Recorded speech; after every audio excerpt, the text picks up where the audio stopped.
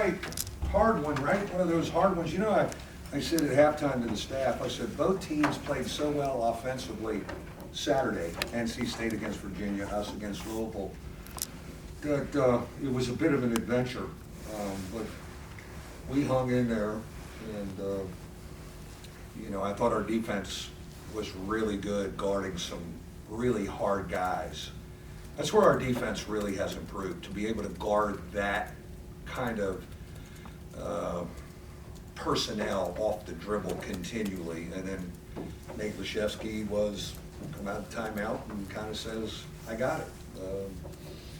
Neat to see, like, you know, those three seniors that have been through it all together were and have been men for us in this stretch. You've said a lot that you never go in to a situation or scenario and say, we got to run something for Nate. Did you run something for Nate tonight? Yeah, it was just, you know, I think it was Prentice a lot of times finding him. And, you know, when we downshift and he has been guarded by a big, that's why I think they went to 5 guards eventually. So they had somebody on him. And, but when he is, you know, the only big and a big is having to chase him and move around, that's when he gets stuff. And then I think he's been really good about picking his spots on his drives too, and getting in there and finishing drives. He's got a great presence about him. You know, we remember him as a young guy, and he was nervous at times, and he's just got a really good presence about him. It's neat to see. You touched on when he made that big one in the baseline out of bounds against Howard. Like, he's looking for that. Like, Yeah. And it was almost like that tonight where he's looking like, okay, I can do something in this stretch. Yeah, you It's know, just different. I think that's a big step forward. You know, he's made big shots for us, but he hasn't like said, let me just kind of do this for a while.